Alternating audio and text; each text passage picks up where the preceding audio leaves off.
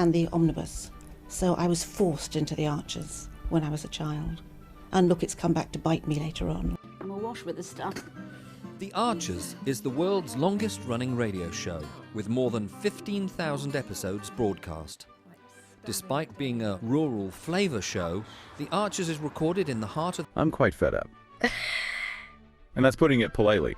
Wow, what a way to jump right in. Definitely sets a tone, doesn't it? It really does. Hello, and welcome to The Deep Dive.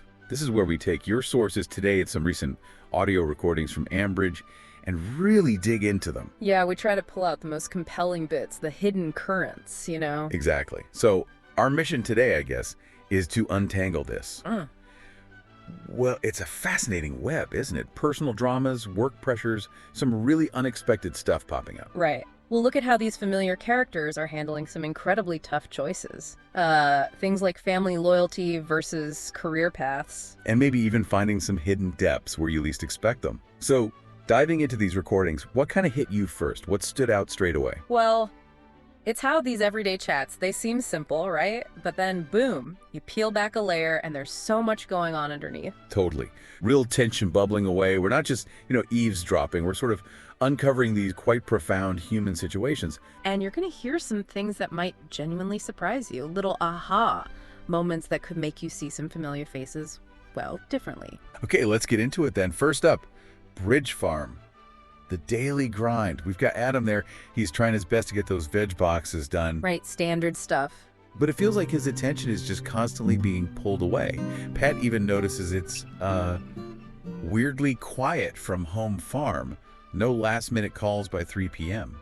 Which she finds amazing, but maybe not in a good way. Exactly. It feels less like peace and more like, I don't know, the calm before the storm. Yeah, and that storm seems to have a name, Brian Aldridge. It's quite telling, actually, how his almost comical struggle with the coffee machine. Oh yeah, the coffee machine. It kind of mirrors this much bigger mess at home farm, professionally speaking. He's desperate for a decent coffee because he can't work the new machine. Says Stella was a whiz. It's not just about the coffee, though, is it? Not at all. It speaks volumes about the gap Stella left. He's not just missing her skills, he's missing her ability to just manage things, keep the wheels turning. He actually says he needs a map. An overview. He's just piecing things together on the hoof. It's a picture of someone totally lost at sea, professionally. And then, what gets me is how he tries to drag Adam into it all. Keeps trying to get him over for coffee, always just want to talk through where I'm at, get some advice, even tries to get him out to the orchard for a quiet word. And Adam's trying to fend him off, right? Citing Pat, the work. Yeah, he can see it coming. He knows how tricky this is. But meanwhile, Stella, the one Brian actually needs, she's made her position crystal clear. The letter Brian sent asking her back. Tom saw her in the pub. She called it completely bizarre. And more importantly, she's categorical. She never wants to go back. Doesn't even know how to reply. That's a pretty strong signal, categorical. For her, that bridge is well and truly burned. Her loyalty is somewhere else now. And this whole thing, it really brings up that big question, doesn't it? About loyalty, commitment, especially when work life and family life were so tangled up. Like in Ambridge. Exactly. Brian keeps pushing Adam, even though Adam has clearly chosen Bridge Farm. It shows, well, desperation, obviously, but also a real lack of respect for boundaries. He's putting Adam in an impossible spot. Yeah. Using the family connection against his job choice. Which leads us straight to Pat hitting boiling point. Oh, yeah. She confronts Brian in the tea room, no less. Yeah. And she does not hold back. Tells him he's forcing her to give Adam an ultimatum. Right. You can just feel her frustration. Reminds him he never wanted Adam to run home farm in the first place. But now he's up the creek without a paddle. Suddenly he needs him. She says she's putting my foot down. Adam chose Bridge Farm. And then she just calls Brian the pain in the neck. Outright. Wow. That's more than just a disagreement. It's like a declaration of war over family versus work. Yeah. Really makes you think about, those times you get caught between people. Or when someone else's crisis lands right in your lap. How do you draw those lines? Especially when it's family and business mixed together. It's so tough. And what Pat's confrontation really shows is that sort of unspoken deal in family businesses. When someone feels like that deal's broken, like their loyalty's being taken advantage of, The emotional fallout is huge. She's not just defending the farm. No, she's defending Adam's right to choose, free from what she sees as Brian just being manipulative because he's desperate. Yeah. It really highlights how leadership failures, especially when you ignore those personal and professional lines, can just unravel everything and really test how strong those family ties are. It's a stark reminder about needing clear communication, respecting choices, even with family. Absolutely. Okay, so shifting gears now. From that farm drama, which is intense in its own way, we move to something much heavier, much more urgent, really. While all that's simmering, another family is facing something truly awful, a real moral crisis with potentially devastating results. Right. This is where things get incredibly difficult and quite heartbreaking. We find out about Marky's arrest. Fallon tells Emma. Marky was arrested early that morning. Police got a tip-off about where he was. And it's not just him. Fallon says they've got them both. Marky and the other guy are in police cells. Emma is just shattered, scared, feeling completely powerless to protect my son. And her frustration, too, about Kenton and Jolene talking to George first. Before her, it's like her role as his mother was sort of sidelined. Yeah, you could feel that sting. And if you step back, you see this profound dilemma families face when crime gets involved, especially when it links family members. Kenton and Jolene, they were desperate, right, trying to protect their child. But that decision kicked off this chain reaction with huge personal costs. It just throws those impossible choices parents face into sharp relief. Sometimes doing what feels right for one child ends up hurting another family member deeply. And Emma seems to suspect, or even know, that it was George, her George, who gave the tip-off. Fallon confirms it. Kenton and Jolene were desperate. They spoke to George. But here's the twist. He was open, honest, apologized. Exactly. George was really open and honest, and he apologized. Kenton was apparently quite moved, felt George had done some growing up recently. Wow. Yeah. That is surprising, considering George's own history. And he's still inside, right? Youth wing. Yeah, with about 6 weeks left, apparently, which must make Emma's immediate fear even worse. Will Marky end up in the same prison? That's her first thought. Fallon acknowledges it's possible, but tries to soften it a bit. Might not even be the same prison. George is in the youth wing anyway. Small comfort, maybe. Fallon offers to ask Harrison, try and get more details, just trying to find some answers in this awful mess. It's just gut-wrenching. Yeah. Highlighting those agonizing choices.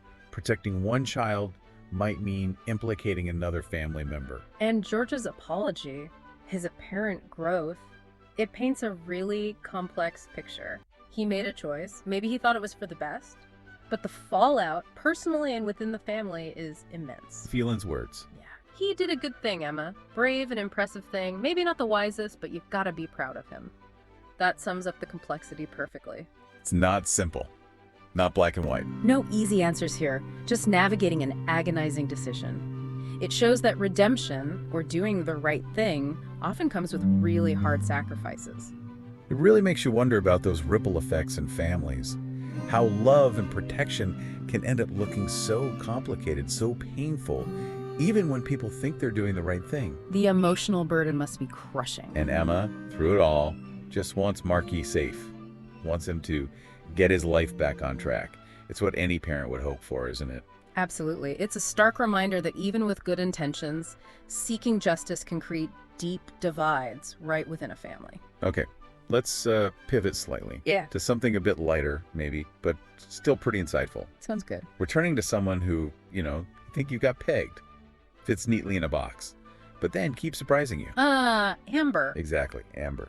And Emma's observations about her are really interesting. A good lesson in looking past the surface. So Emma's initial take is? Pretty much what you'd expect, maybe. Someone who couldn't care less about anything but getting free stuff on social media. Right. An influencer, or she's trying to be. Right, the classic image. Focused on likes, freebies, the online persona. Yeah, that picture. External validation stuff. And it taps right into how we often make snap judgments, doesn't it? Especially now with social media, we see the curated version and think that's the whole person. We create this, one-dimensional idea. But what's great here is how Amber just smashes those assumptions. She shows that people are rarely just one thing. Ever. Her public image as this influencer. Contrasts so sharply with these moments Emma describes. Moments of real care, unexpected skill, even simple fun. It forces you to question those quick judgments. Yeah, because Emma starts noticing things. Yeah. Like Amber helping Kira with her maths homework, like for ages, explains it all brilliantly. To the point where Emma thinks, Maybe she should be a teacher. Who knew? Then another time, Amber, Kira, and Emma watch a Disney film together. something you'd think Amber would find totally beneath her. Exactly. Something a bit daft, Emma says, but she found it really nice, just sitting together. And even something tiny like Amber doing Emma's nails. A color Emma would never have chosen. But she admits, that's lovely though. They're small moments, aren't they? But they add up. They chip away at that initial image, reveal something Right. much more real underneath. Which leaves Emma to say, I don't know what to make of that girl. She's such a bunch of contradictions. And isn't that just it? It's perfect. It's not just about Amber, it's about all of us, really. People are complex, they contain multitudes, as they say. You can be into social media and be good at explaining maths. Exactly. You can enjoy simple things and have seemingly superficial interests. They're not opposites, they're just different sides of the same person. Amber kind of forces us to remember that real depth shows up in unexpected ways, often when people aren't performing. Yeah, away from that online pressure, it's a great reminder to look beyond the label, the first impression, to try and see the whole person.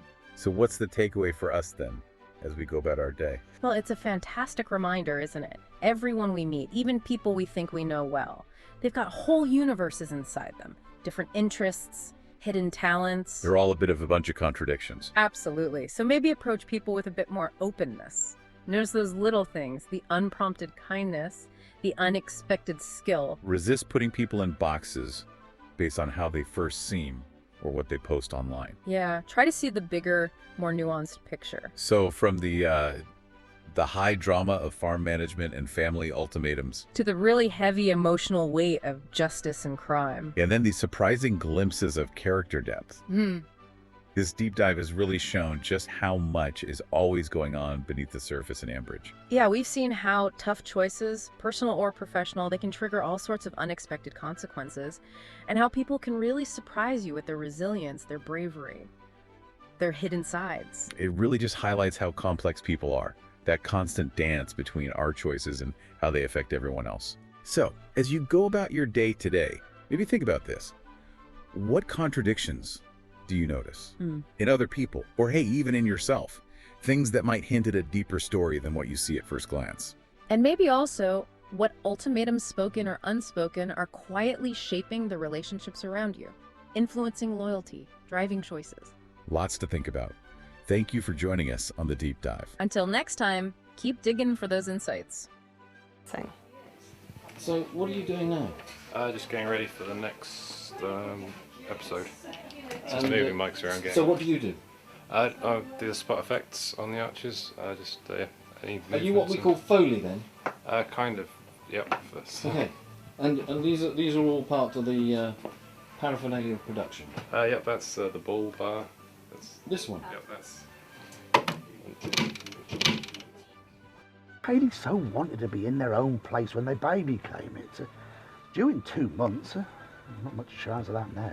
No. I mean, it would have been a stretch for them financially, mind, but I just wish there was something practical I could do to help them, Caroline. I think The Archers has had this immense popularity over the years, basically because it has always very accurately reflected the reality of life and living in a rural community at whatever